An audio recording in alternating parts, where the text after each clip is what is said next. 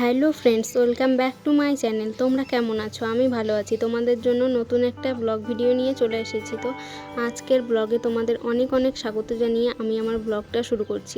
আজ হচ্ছে সোমবার। তো আজ আমি যা যা করবো তোমাদের সাথে সব শেয়ার করব। এখন ঘড়িতে বাজে প্রায় ওই 8টা সাড়ে 8টা মতো। তো এখন ঘুম থেকে উঠে এই যে ফ্রেশ হয়ে জল খেয়ে নিলাম একটুখানি। তারপর বোতল নিয়ে যাব জল ভরতে। তার আগে এই যে চিড়েটা বের করে রাখলাম, ফ্রিজে ভিজানো ছিল।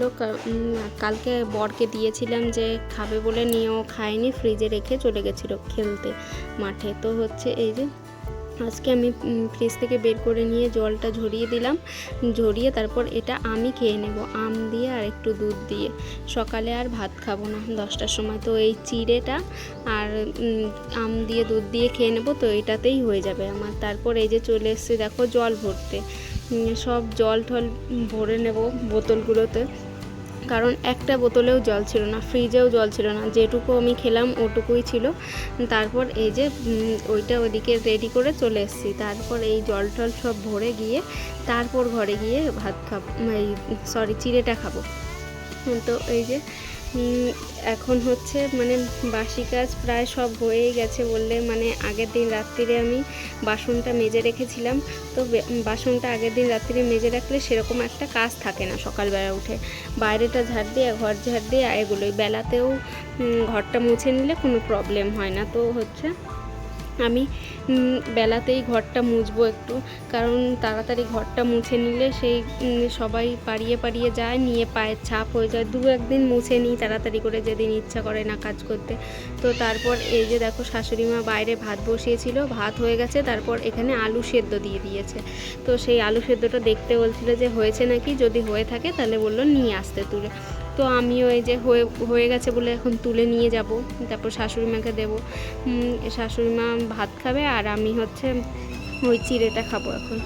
এই যে ঘরে গিয়ে একটু পরে খাবো। এই আলুগুলো সব তুলে নিয়ে যাচ্ছি, কারণ আগে খেয়াল ছিল না যে ভাতে আলু দিতে হবে। তো পরে আলুটা কেটে এরকম করে দিয়ে দিয়েছে, নিয়ে আগুন জ্বলছিল। তারপর নিভে গেছে। তারপর আমি চলে এসেছি আলুটা এখন নিতে। তো এই যে এখন নিয়ে চলে যাচ্ছি ঘরে। তারপর এই যে দেখো আবার কড়াই বসিয়ে দিলাম, মানে ওই লঙ্কা ভাজা করতে হবে, শুকনো লঙ্কা ভাজা দিয়ে আলুটা মাখবে। তো ওর জন্য লঙ্কাটা ভেজে দিয়ে দেবো। আর ওই সাইডে দুধ জাল বসিয়ে গেছিলাম। তো সেই দুধটাই এখনও জাল হচ্ছিল। এই যে বন্ধ করে এখন ওই চিড়েটাতে একটু ঢেলে নিচ্ছি। তারপর ওই ঘরে গিয়ে আম দেবো একটু, তারপর খেয়ে নেবো ওই ঘরে বসে। তো এই যে এখন লঙ্কাটা ভেজে নিচ্ছে। কড়াইটা বসিয়েছিলাম এতক্ষণ, কড়াইটা গরম হলো। তো এই যে এখন লঙ্কাটা দিয়ে ভেজে নেব। আর 2-3 দিন ধরে কি হচ্ছে বলো তো, রাত্রিরে সেরকম করে ঘুমটা হচ্ছে না। তো ছেলে দুপুরবেলা যদি ঘুমিয়ে নেয়, তো রাতে ঘুমোতে সেই 2-2:30 এরকম বেজে যায়। তো ওর সঙ্গে আমাদেরও জেগে থাকতে হয়, আমরা দুজনাও জেগে থাকি। তো ওর সাথে এগুলো করতে করতে প্রায় ওই 2-2:30টার সময় ঘুমাই, নিয়ে তারপর সকাল আর উঠতে পারি না। তো তারপরে এই ভিডিও নিয়ে খাটাখাটনি। তো অনেক খাটাখাটনি হয়ে যায় এই ভিডিওর জন্য। তারপর ছেলেকে নিয়ে সব কিছু নিয়ে অনেক খাটাখাটনি হয়ে যায়। তাও করব, ইউটিউব ছাড়বো না। এসছি যখন একবার ইউটিউবে, তো দেখি শেষ পর্যন্ত কি হয়। একটু সুখের জন্য আজকে মানে আমি কষ্ট করতে রাজি, প্রতিনিয়ত আমি কষ্ট করতে রাজি আছি। এরপর যদি সুখ আসে এর জন্য। তো এই যে এখন দেখো স্নান করে চলে এসেছিলাম। তো এখন সিঁদুরটা পরে নিচ্ছি স্নান করে। তারপর দেখো আজকে আবার আমি আম পারবো ইয়েতে গিয়ে বিকেলবেলা। তো সেগুলো ছেলে কুড়াবে।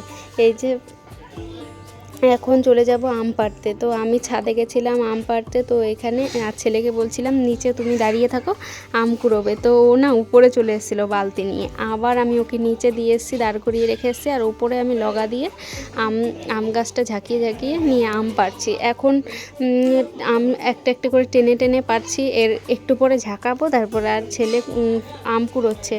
অনেক মজা পেয়েছে আজকে। তো ও আম কুড়োতে খুব ভালোবাসে, সেই আমাদের মতো ছোট্টবেলার মতো। তো যখন ঝড় বৃষ্টি হয় তখনও আম কুড়োতে ভালোবাসে, কিন্তু বেরোতে দিই না, গাছের ডাল পড়বে না কি পড়বে, আর বৃষ্টিতে ঠান্ডা লেগে যাবে, বৃষ্টিতে ভিজলে তো ওর একটুতেই মানে ঠান্ডা লাগা এরকম বাতিক আছে ওর, তো ওর জন্য ভিজতে দিই না বেশি। তো আজকে আমি ভাবলাম তো আম যখন পেকেইছে তো ওকে নিয়ে যাওয়াই যায়, ওকে নিচে দাঁড় করিয়ে দিলাম। তো আমি উপর থেকে আম পাড়ছিলাম, দেখো, আর ও অনেক মজা করে আমগুলো কুড়োচ্ছিল। তো অনেকগুলোই আম পড়েছে জানো, আমি বুঝতেও পারিনি যে এত আম পেকে গেছে। তো আর খুব নরম হয়ে গেছে আমগুলো, আর কদিন আগে পারলে তাহলে বেশ ভালো হতো। তো 2-1 দিনের মধ্যেই খেয়ে নিতে হবে, নাহলে সেই ঝাঁঝ টাইপের হয়ে যাবে আমগুলো। তো এখন দেখো এই যে ছেলেকে জোর করে দিয়ে পড়তে দিয়ে এসেছি, ওই তবুও দেরি হয়ে গেছিলো, 5টার সময় পড়া, 5টা 10 হয়ে গেছে, 15 হয়ে গেছিলো। তো তখন আমি দৌড়ে দৌড়ে গিয়ে ওকে দিয়ে আসলাম তাড়াতাড়ি করে আম কুড়ানোর পরে। তো তারপরে এসে এই যে জানলাগুলো দেখো খুলে নিচ্ছি, তারপর ঘরটা একটু গুছিয়ে নেব। খাটে তো কালকে আজকে শুতেই পারছিলাম না, যে হচ্ছে খুব গরম ছিল, নিয়ে নিচে সবাই শুয়েছিলাম, তবুও শানটাও গরম ছিল। তারপর আমার বর আবার নিচ থেকে উঠে আবার উপরে চলে এসছে শুতে। তো ওই যে বিছানাটা আউলে গেল, তো এই যে এখন আবার বিছানাটাকে ঠিক করে নিচ্ছি, বিছানাটা তারপর ঠিকঠাক করে আজকে বালিশগুলো দেখো অন্যরকমভাবে রাখবো। তো আগে আমি এরকমভাবে রাখতাম, কিন্তু ছেলে হওয়ার পর আর রাখি না, কারণ ও রাখতে দেয় না এরকম করে।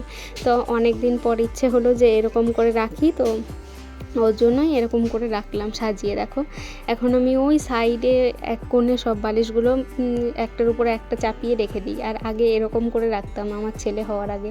তো ভালোও লাগতো এরকম করে রাখতে, কিন্তু হচ্ছে এখন রাখতে পারি না ছেলের জন্য। তো এই যে আজকের ব্লগটা না বেশি বড় করব না, মানে শ্যুট করতে পারিনি বেশি, তো ওর জন্য আজকের ব্লগটা এইটুকুই। তো হচ্ছে তোমাদের যদি ভালো লাগে তবে লাইক করো, শেয়ার করো, কমেন্ট করো।